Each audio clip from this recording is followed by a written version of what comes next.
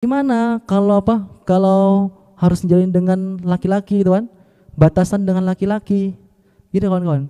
Banyak seorang muslim, banyak dalam Islam ini gak paham tentang batasan perempuan dan laki-laki. Bahkan seorang pendakwah pun, seorang yang sudah belajar Quran, seorang yang sudah paham keislaman, sudah belajar Islam, dia tidak paham tentang batasan seorang perempuan dan laki-laki. Islam sudah mengajarkan dan mensyariatkan bahwasanya kehidupan laki-laki dan perempuan itu terpisah.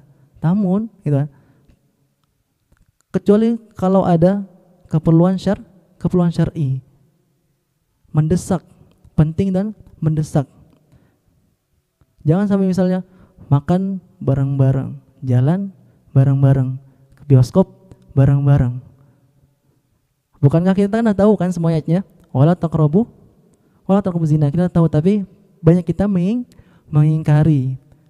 Apa salah satu contohnya? Gini misal, ada pertanyaan kan, atasan sama bawahan beda gendernya, beda. Nah, ada dia laki-laki atasannya perempuan, bawahnya laki-laki. Kenapa? Tidak masalah. Rasul aja sama Khadijah, Rasul itu bawahnya Khadijah dulu. Nah, Rasul seorang pedagang perantau, gitu kan? Khadijah saudagar pada saat itu. Rasul sebelum menikah sama Khadijah bawahnya Khadijah. Maka teman-teman, ghadul basar itu bukan yang tidak natap. Saya bilang, bukan yang tidak natap, bukan yang menundukkan pandangan, itu malah kelihatan kesan tidak sopan. Saya bilang, ghadul basar itu dia tetap natap, tetap apa? Tidak ada masalah. Tapi ulama sepakat, kalau lah sudah karena tatapannya sudah timbul syahwat gitu kan, sudah timbul nafsu, maka palingkan. Maka tetap ada batasan laki-laki dan perempuan. Apa contohnya dalam pendidikan? Dalam pendidikan, karena dia belajar satu tempat, belajar ilmu, itu dibolehkan secara syariat. Ada unsur syar'i. Apa contohnya? Dalam kesehatan, seorang laki-laki berobat kepada dokter perempuan, boleh. Kemudian seorang perempuan sebaliknya berobat kepada seorang laki-laki. Itu karena ada penting dan mendesak. Nah, tapi tadi ghadul basar itu bukan tidak menatap, tetap natap.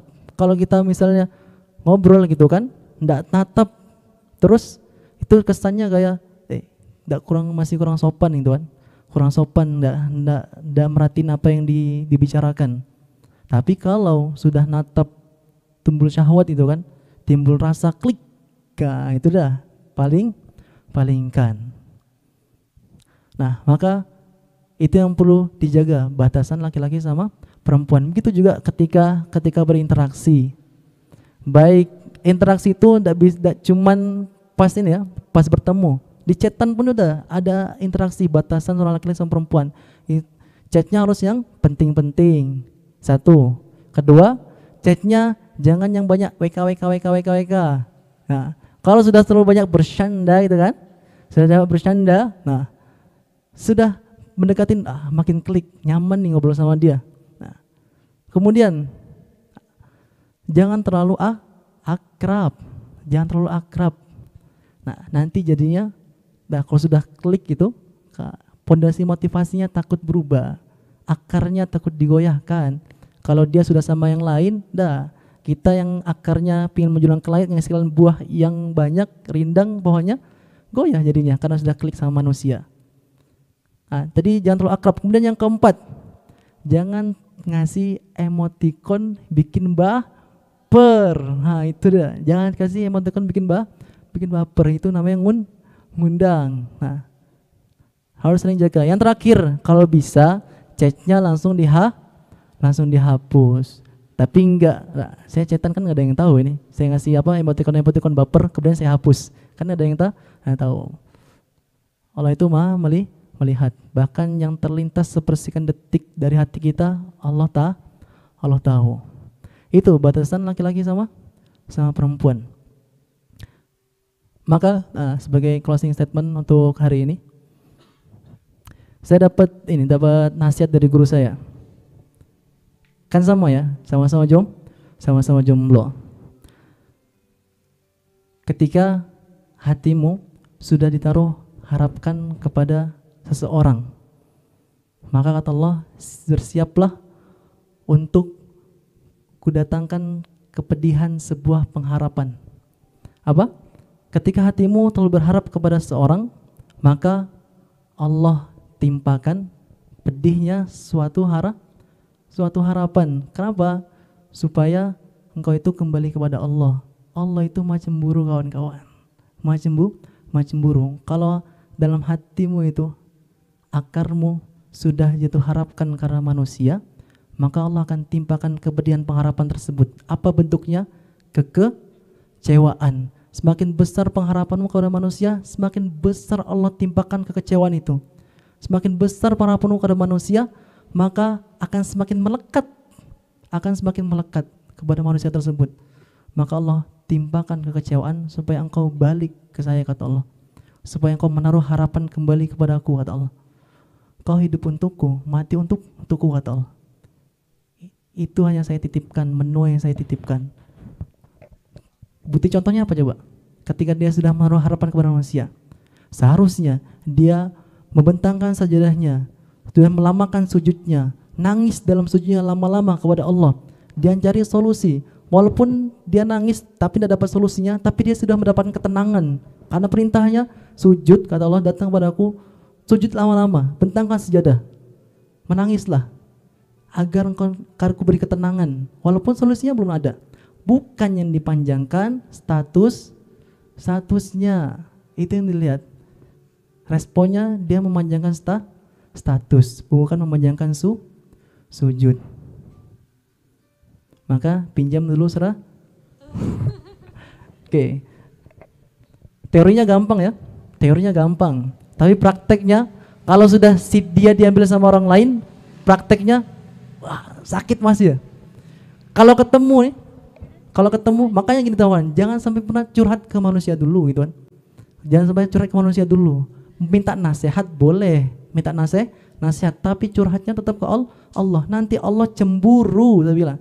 Allah tuh cemburu. Kalau kau udah curhat sama manusia, udahlah, pengharapanmu karena manusia, maka akan kutimpakan kekecewaan, akan kutimpakan pedihnya suatu pengharapan. Karena kalau seorang sudah berharap kepada manusia, itu adalah suatu kekecewaan yang sangat disengaja. Saya bilang, kalau dia sudah menimpakan harapan kepada manusia, adalah suatu kekecewaan yang sangat disengaja.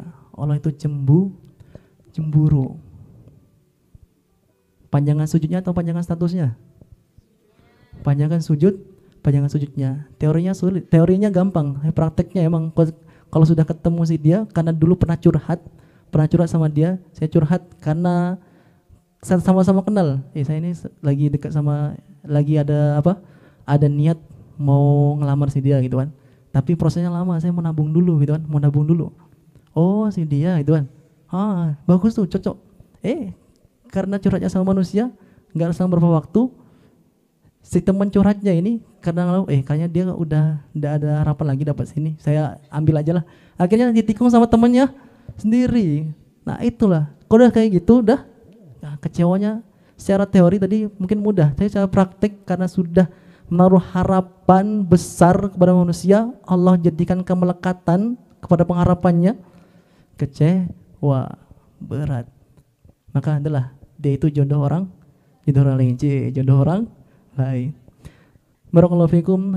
Semoga kita semua dengan sedikit ayat tadi dapat menumbuhkan pohon yang high quality, jomblo fisabilillah, lillah, fillah, karena Allah.